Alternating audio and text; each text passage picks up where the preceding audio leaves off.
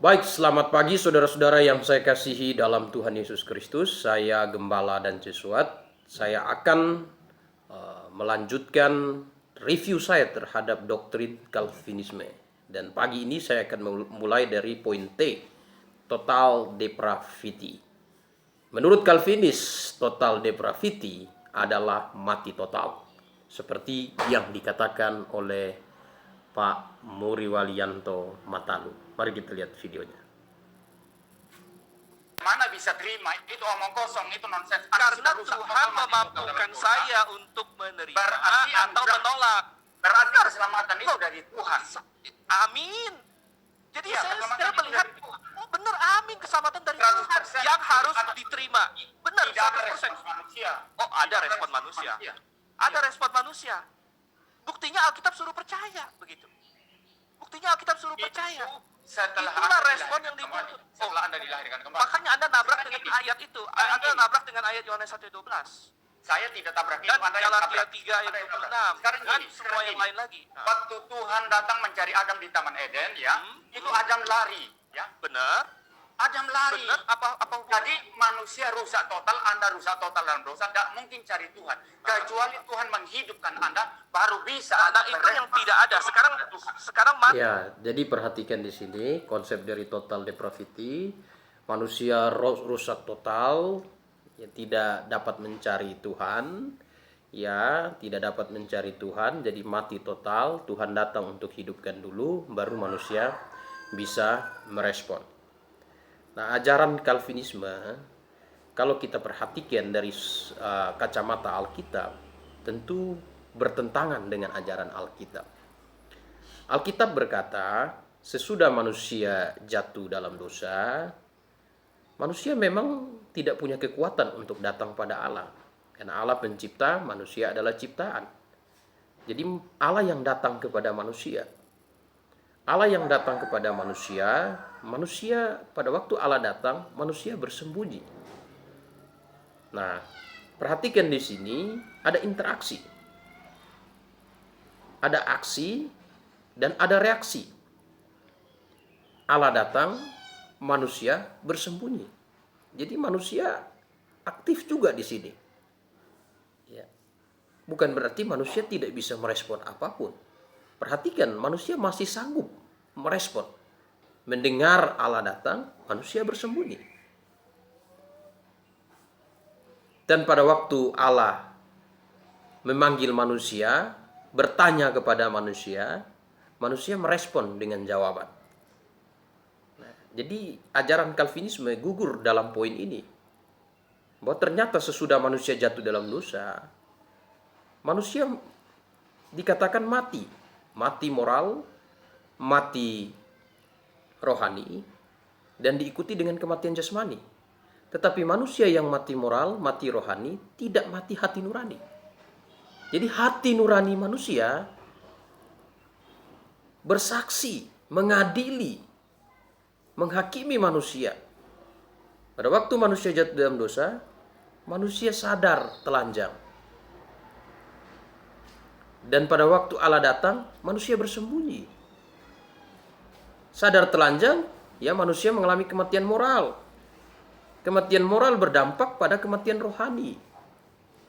Allah datang, mereka bersembunyi. Dan kita perhatikan lagi, ya, waktu Allah memanggil, mereka menjawab. Baru sesudah itu ada penghakiman. Sesudah ada penghakiman, ada janji yang Allah berikan. Ya, jadi Alkitab melawan ajaran Calvinisme. Total depravity Calvinisme itu mati total, tak berdaya apapun. Jadi harus dihidupkan dulu menurut Calvinisme. Harus dilahirbarukan dulu menurut Calvinisme. Tetapi Alkitab berkata tidak demikian. Ya, manusia masih sanggup merespon. Makanya Alkitab dalam penjelasan terdahulu saya sudah menjelaskan bahwa orang percaya baru bisa lahir baru. Dasar dia lahir baru adalah karena dia menerima Kristus. Itu ajaran Alkitab. Baik, mari kita perhatikan apa yang Alkitab katakan mengenai kronologi kejatuhan manusia dalam dosa. Sehingga saudara-saudara bisa menjadikan ayat Alkitab sebagai landasan untuk menilai apakah ajaran Calvinisme adalah ajaran yang Alkitabiah ataukah ajaran yang datang dari asumsi manusia terhadap kebenaran firman Tuhan. Dan pada abad ini Calvinisme, tokoh-tokoh Calvinisme ya, ada upaya untuk melakukan pembenaran dari ajaran Calvinisme. Sehingga ayat-ayat Alkitab yang sudah gamblang dan eksplisit ditafsir ulang seperti kata seluruh dunia, kata dunia, kata semua manusia ditafsir ulang. Nah, baik, mari kita lihat apa yang Alkitab katakan. Kita buka Alkitab kita dalam kitab Kejadian. Kejadian pasal 3. Kita mulai dari, ya nanti bisa baca sendiri dari ayat 1. Ya, tapi saya akan mulai dari ayat 7. Kejadian 3 ayat 7. Ya, maka terbukalah mata mereka berdua dan mereka tahu bahwa mereka telanjang. Lalu mereka menyemat daun pohon ara dan membuat cawan. Jadi ini mati secara moral. Ya, ketika mendengar bunyi langkah Tuhan Allah. Lihat respon. Ketika mendengar bunyi langkah Tuhan Allah. Kalau Calvinisme katakan tidak bisa merespon apa-apa. Ini buktinya merespon. Ya, mendengar langkah Tuhan Allah yang berjalan-jalan dalam taman itu pada waktu hari sejuk, bersembunyilah manusia dan istrinya terhadap Tuhan Allah di antara pohon-pohon dalam taman. Bersembunyilah manusia dan istri, aksi. Ya, ada aksi di situ. Bukan hanya diam, ada aksi. Manusia bersembunyi. Nah, ini respon mendengar Allah datang, bersembunyi. Ya, bersembunyi. Ayat 9. Tetapi Tuhan Allah memanggil manusia itu dan berfirman kepadanya, "Di manakah engkau?" Ada panggilan Tuhan. Manusia yang dalam posisi berdosa. Kalau Calvinis bilang lahir baru bisa merespon, ini buktinya. Mereka dalam posisi berdosa. Ketika Allah memanggil, apakah mereka diam? Dan Alkitab berkata, ia menjawab, ketika aku mendengar bahwa engkau ada dalam taman ini, aku menjadi takut karena aku telanjang, sebab itu aku bersembunyi. Aku menjadi takut. Ini kesaksian hati nurani.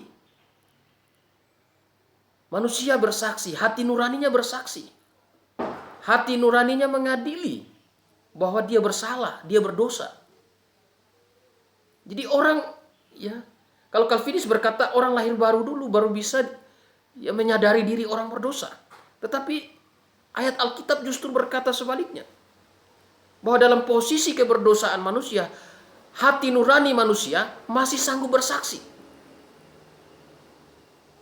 Bersaksi bahwa dia bersalah, dia berdosa, menyadari diri sebagai orang berdosa.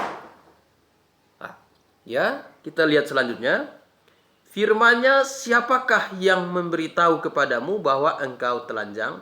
Apa engkau makan dari buah pohon yang kularang engkau makan itu? Ya, ini mulai penghakiman di sini.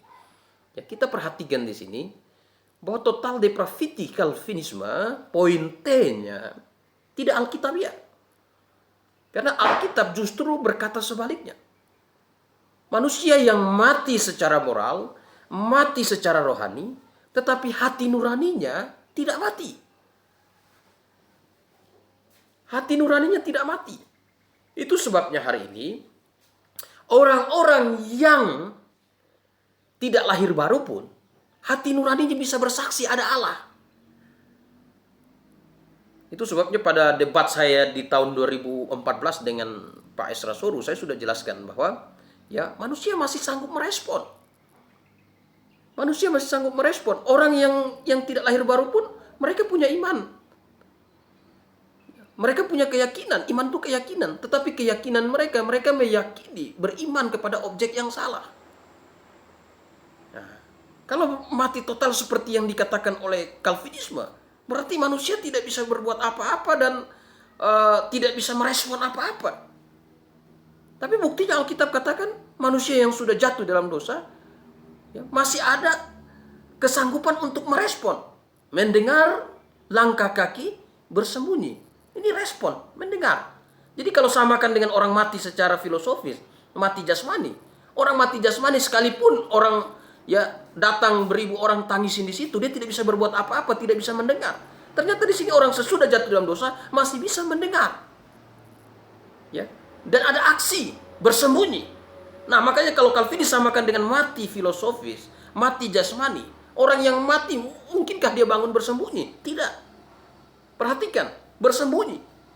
Dan pada waktu Allah memanggil, memberikan pertanyaan, ada respon balik dengan jawaban. Nah, orang yang sudah mati, seperti yang Calvinis katakan, kalau mati tidak bisa, memang orang mati sekarang, kalau orang sudah mati jasmani, pergi tangisi, panggil-panggil, dia tidak akan merespon apa-apa. Tetapi beda dengan orang yang jatuh dalam dosa. Pada waktu Allah panggil, manusia menjawab. Nah, di sini letak kesalahan Calvinisme. Dalam video yang terdahulu saya sudah katakan, bahwa Calvinisme memahami mati rohani dalam pengertian filosofis, bukan pengertian teologis. Sehingga yang dimunculkan dari pikiran Calvinisme adalah filsafat, bukan nilai-nilai teologi yang alkitabiah. Nah, mari kita lihat lagi. Alkitab katakan, hari ini orang-orang yang belum lahir baru, mereka juga hati nurani mereka bersaksi bahwa ada Allah.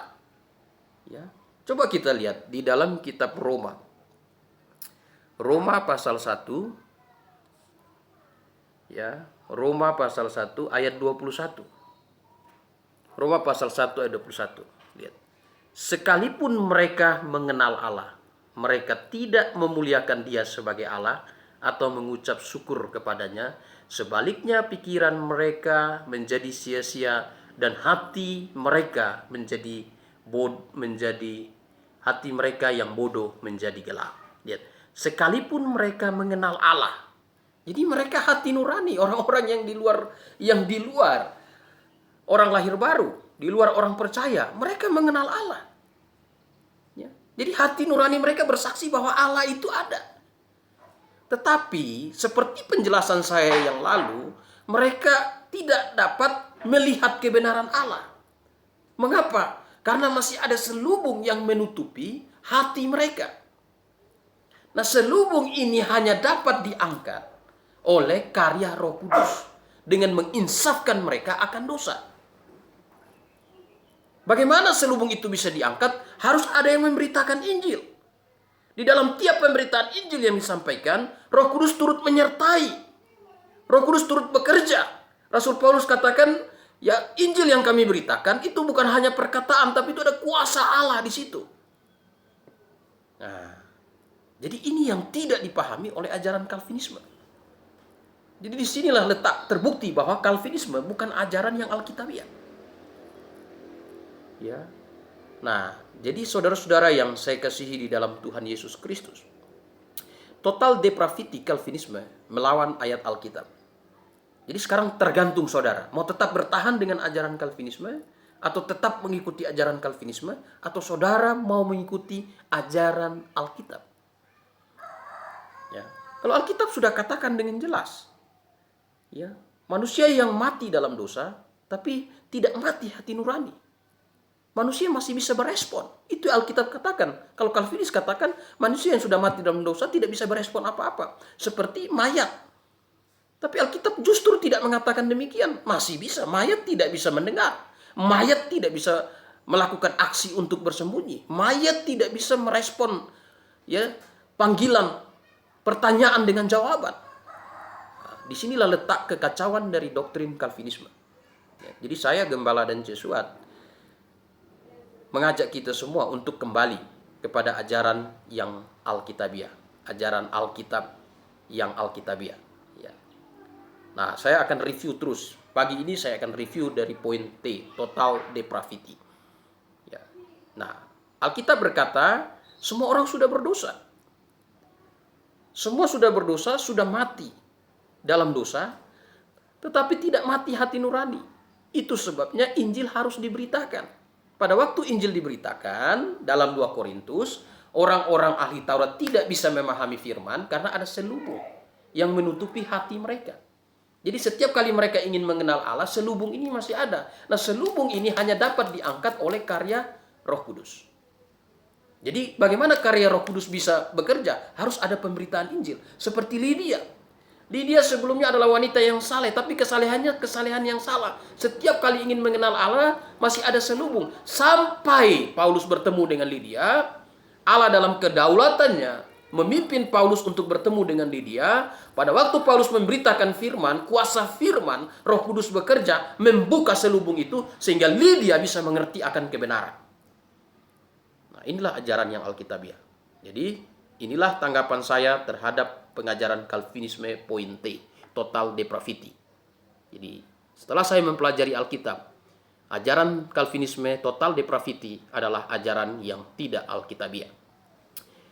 Saya tidak membenci orang Calvinisme, tapi saya mengajak orang-orang Calvinisme untuk kembali melihat kepada apa yang Alkitab katakan, dan mari ikuti apa yang Alkitab katakan. Jangan terjerat dalam filsafat yang kosong, jangan terjerat dalam filsafat yang palsu, jangan terjerat dalam filosofi pikiran manusia, tapi mari kembali kepada firman yang sesungguhnya, kepada kebenaran yang Alkitabiah. Terima kasih. Saya Gembala dan Jesuat dari Nusa Tenggara Timur. Maranatha.